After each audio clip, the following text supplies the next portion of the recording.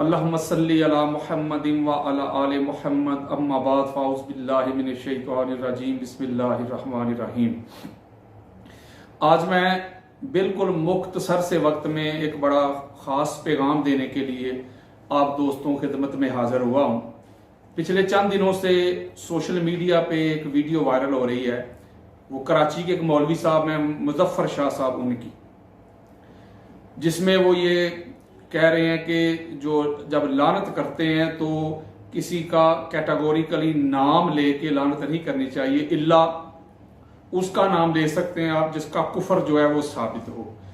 वो कह रहे हैं कि जैसे अबू जहल है या अबू लाहब है, तो अबू जहल की और अबू लाहब की जो है ना, और उन पर अगर लानत करनी हो तो फिर आप नाम ले सकते हैं। इनके अलावा यहां तक के माज़अल्लाह यजीद पलीद, उसका नाम लेके भी आप लानत नहीं भेज सकते, बल्कि ये कह सकते हैं भाई अहले बैत के दुश्मनों पे लानत। इसलिए कि कैटेगोरिकली दो टोक जो है ना, उसका इसमें कोई गलती या खता या उसका कुफर इसमें साबित नहीं। हमारे बुजुर्गों ने इससे मना किया हुआ है, ये वो कह रहे हैं। वैसे वो अक्सर इस तरह की बातें करते रहते हैं, बहुत बड़े नासबी, बहुत बड़े खारजी हैं वो, और खुद को वो सैयद भी कहलवाते हैं और नाम उनका मुजफ्फर शाह है।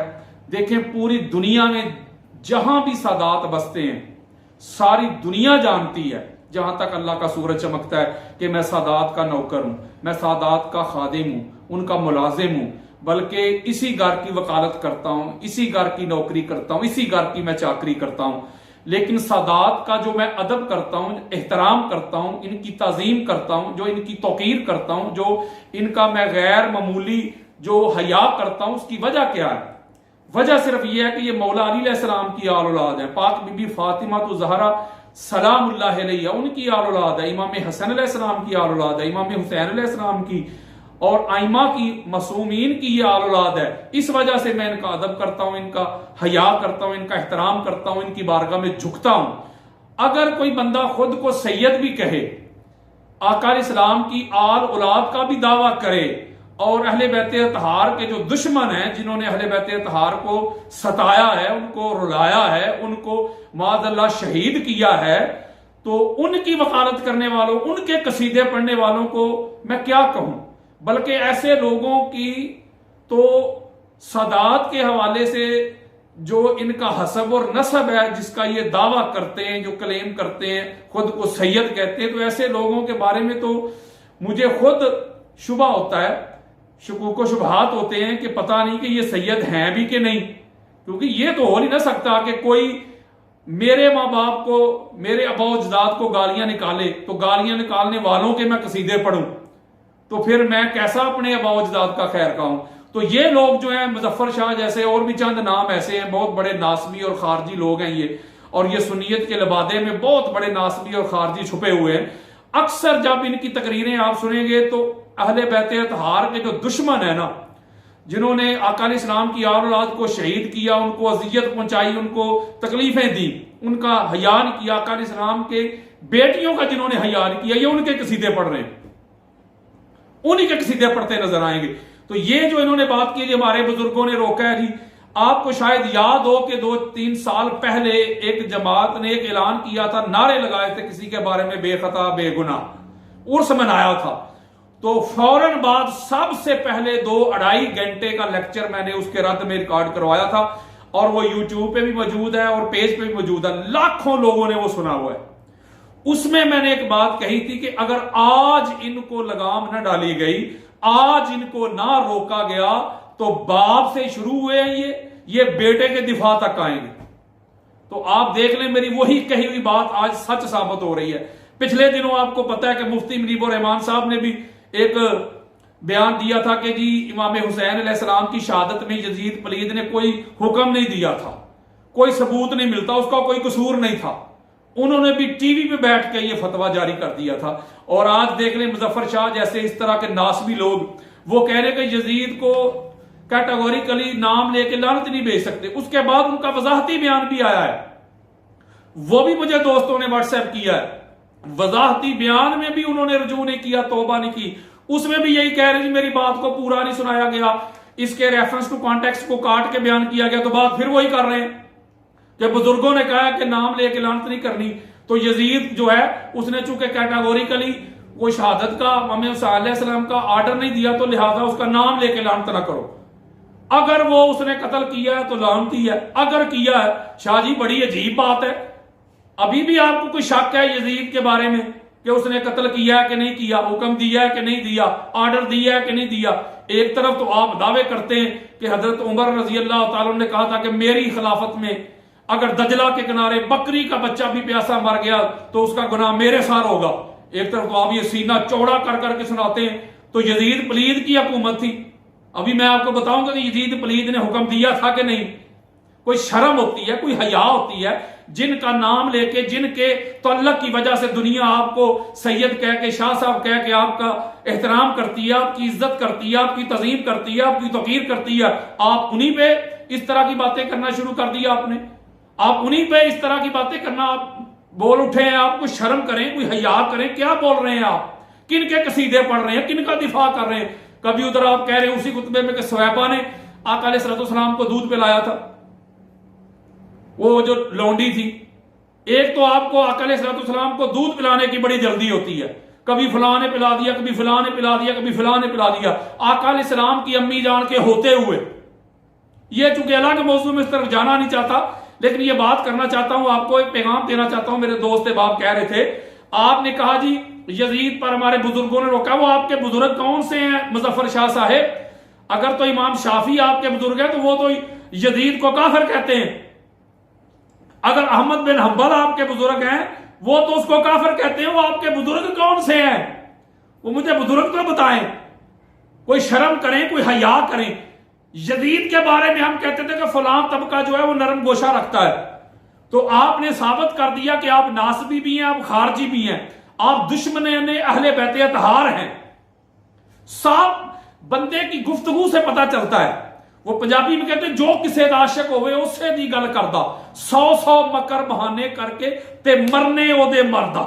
मैं दुनिया में हर टॉपिक और हर मौजू बयान करता हूं। कोई मेरा टॉपिक, कोई मेरा मौजू उस वक्त तक मुकम्मल ही नहीं होता जब तक मैं अहले बैत का जिक्र नहीं कर लूं। यानी मुझे कोई भी मौजू दे, मैं घुमा फिरा के बात अहले बैत पे ले आता हूं। क्यों? कि मैं उनका आशिक हूं, उनका गुलाम, तो उन्हीं की बात करूंगा।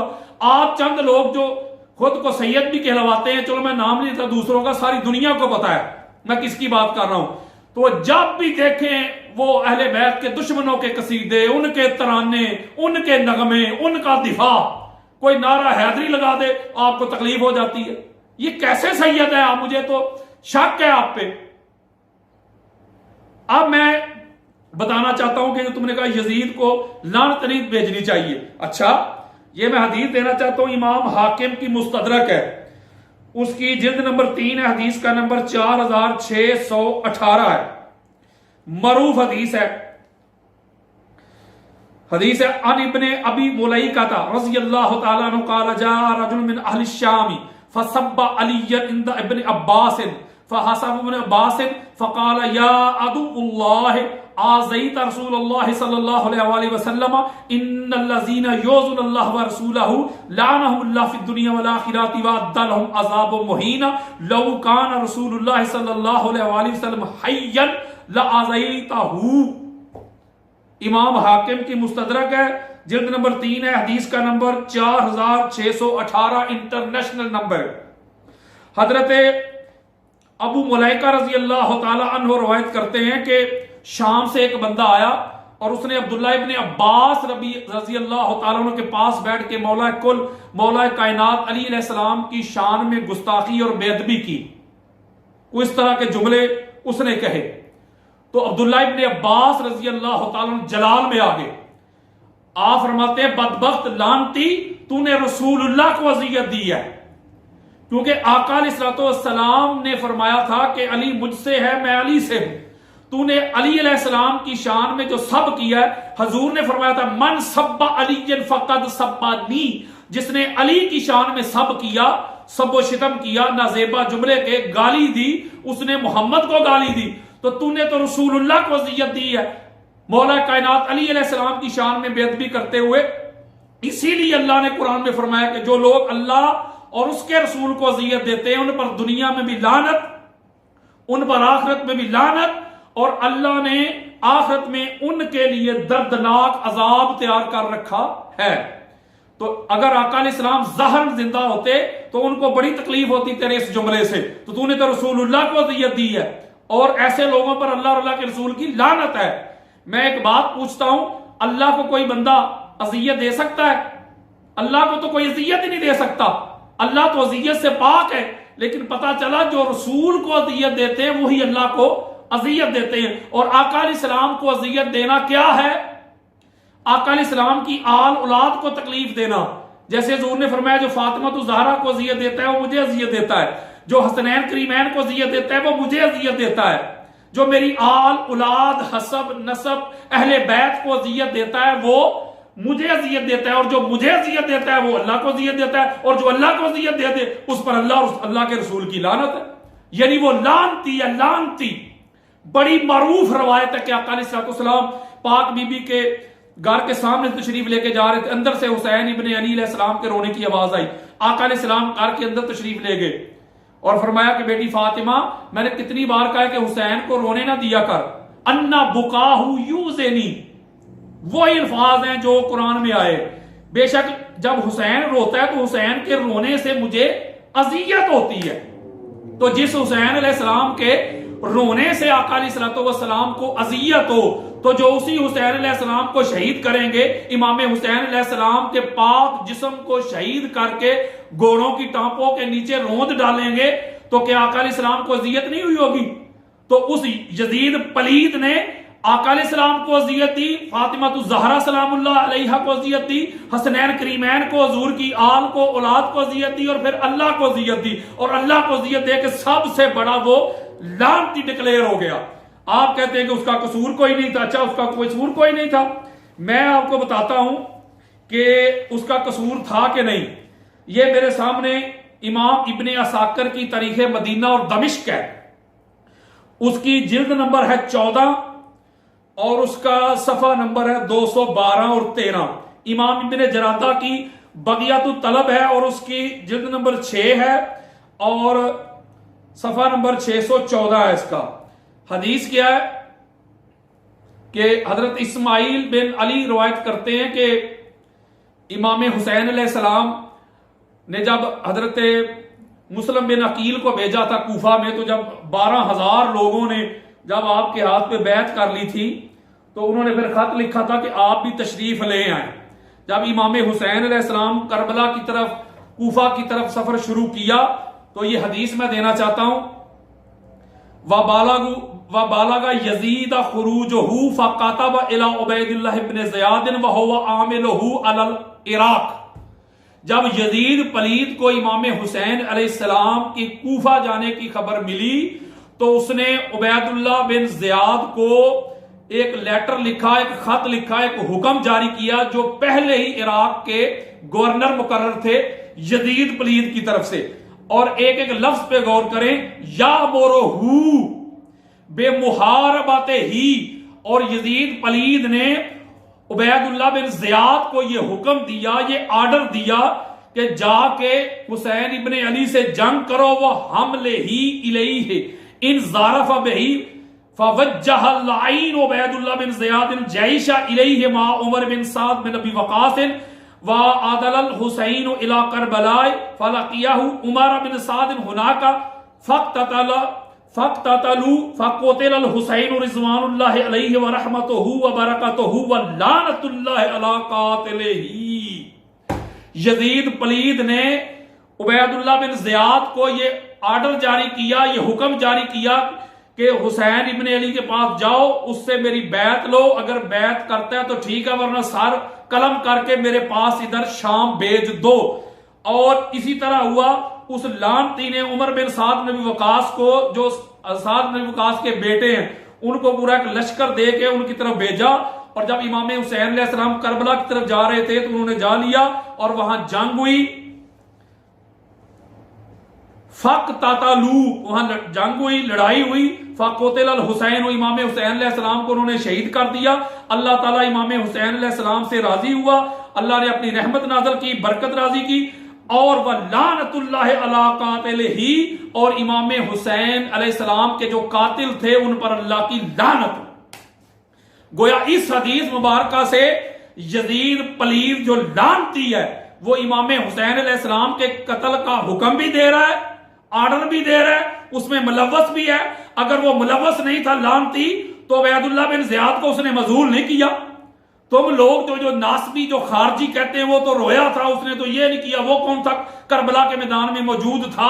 तो मुझे बताओ, उसने जो इमाम हुसैन अलैहिस्सलाम के कातिल थे जिन्होंने शहीद किया इमाम हुसैन अलैहिस्सलाम को, मुझे बताओ जरा, उनको सजा दी थी उसने? अगर इतना ही वो खैर खा था तो सजा दी थी। वो तो बाद में जाके मुख्तार सक्फी ने उनके सर कलम किया और उनको कुत्ते की मौत मारा था। यजीद पलीद ने तो उनको प्रमोट किया था, जगीरें दी थी, मुरब्बे दिए थे। तुम कहते हो यजीद का कसूर ही कोई नहीं। अच्छा, यजीद का कसूर कोई नहीं। एक और सुन ले, ये अगली एक रवायत मैं देना चाहता हूं। इस रवायत को भी इमाम इब्ने जोजी अल मुंतज़िम में लेके आया, जिल्द नंबर 5 है, सफा नंबर 342, 43 और 44 है। बार बार ये रवायत मौजूद है। हजरत मुजाहिद रजी अल्लाह तआला अन्हु रवायत करते हैं कि जब इमाम हुसैन अलैहिस्सलाम वो नफूसे कुदसिया के पाक सर जब यजीद पलीद के दरबार में पहुंचे तो वो पता है शराब पी रहा था और उसने शेर कहे।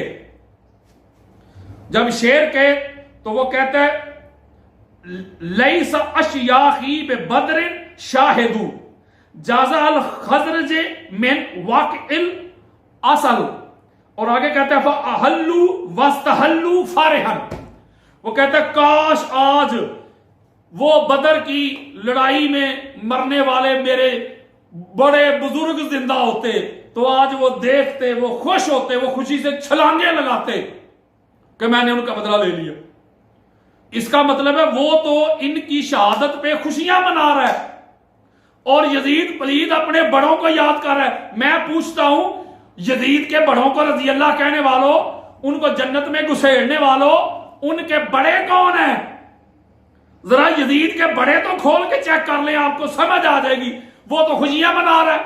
और मुजफ्फर शाह साहब, आप कहते हैं कि यजीद का नाम लेके लानत ना कहो, बल्कि हम तो कहते हैं कि उससे बड़ा लानती कोई नहीं है जो यजीद को लानती ना कहे। क्योंकि हमारे बुजुर्गों ने, हमारे आइम्मा ने, जो अहले सुन्नत के हमारे बुजुर्ग गुजरे हैं, मुहद्दिसीन, मुफस्सरीन, मुजद्दिदीन, फुक़हा, औलिया, सुलहा, किसी शख्सियत ने भी यजीद के लिए नरम गोशा इस्तेमाल नहीं किया।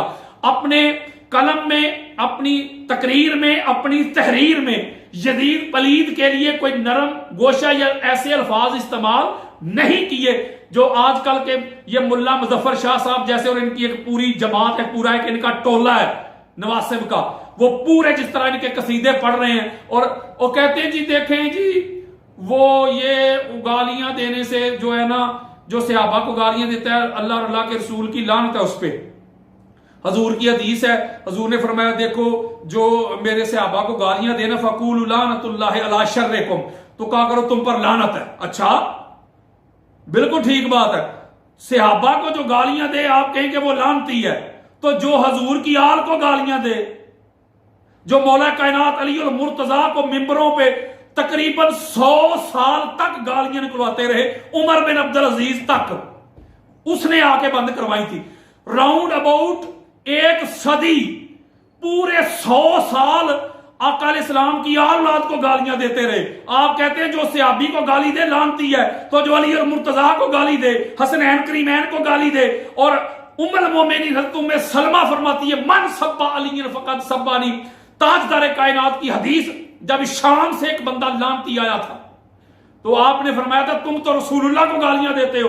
तो वो इसी तरह का था, वो कानों को हाथ लगाता है, माज़अल्लाह ये कैसे हो सकता है, कोई नबी को कैसे गाली दे सकता है। तो आपने फरमाया इन्नी समेत रसूलुल्लाह सल्लल्लाहु अलैहि वसल्लम यकूल मन सब्बा अली फक़द सब्बानी। मैंने खुद ताजदार कायनात को फरमाते हुए सुना था, जिसने अली को गाली दी उसने मोहम्मद को गाली दी। मौलवी जी कोई सहाबी को गाली दे तो वो लानती है, तो जो नबी को गाली दे उस पर कितनी लानतें बरसती होंगी, मुझे ये तो बताओ। तो यजीद पलीद के बड़े और ये सारी जिंदगी मिंबरों पे इन्होंने फर्ज कर दिया था मौला कायनात पर सबो शितम करना। हमारी सियासता भरी पड़ी हुई है, आपको शर्म नहीं आती, हया नहीं आती। उन लोगों के कसीदे पढ़ते हो, उन लोगों के तराने गाते हो, उन लोगों के नगमे गाते हो जो सारी जिंदगी हजूर की औलाद को गालियां देते रहे। कैसे सैयद हो आप? मैं आपको सैयद ही नहीं मानता। आप चेक करें, जाके अपना शजरा खोलें, आपको पता चल जाएगा कहीं मसला है। क्योंकि सैयद वही है, मैं दुनिया भर के सादात के साथ मेरा तल्लक है, मैं नौकर हूं, मुझे पता चल जाता है कौन सैयद है कि नहीं। मेरा काम ही ये है, इसलिए कि ये एक म्यार है, एक कानून है, एक दस्तूर है। इस पर बड़ी डिटेल के साथ बात हो सकती थी, लेकिन मैं मुख्तसर सा पैगाम देना चाहता हूं। अल्लाह तबारक व तआला हम सब को आका अलैहिस्सलाम की आल औलाद अहले बैत तहार से मोहब्बत करने की तौफीक दे, जिंदा रखे तो इसी अकीदे पे, मौत आए तो इसी अकीदे पे। और मैं सादात को भी कहता हूं, ऐसे 2 नंबर लोगों को पहचाने, इनसे दूर रहें, इनको ना बुलाएं, जूते मारें इनको। वो 2-4 दिन पहले जो कुछ हो रहा है आपको पता ही है, आप कब पहचानोगे? आप कैसे सादात हैं? अभी नहीं पता चला आपको? कोई अली के बाबा को काफिर कह रहा है, कोई अली के बाबा की इस तरह इंसल्ट माजल्ला करने की कोशिश कर रहा है, हालांकि वो खुद ही जलील हो रहा है, लेकिन इस तरह तान करता है। आपको पता चल जाना चाहिए कि कौन क्या है, ये क्या है, समझ आ जानी चाहिए। चलो दूसरे तो हैं, लेकिन सादात को तो पता चल जाए। जूते मार के भगा दो ऐसे लोगों को, 2 नंबर लोगों को, अपने स्टेज से नीचे खींच के फेंको ऐसे लोगों को जो हजूर की आल पर तान करते हैं, जुबानें दराज करते हैं। अल्लाह तबारक व तआला हम सब का हामी और नासिर हो।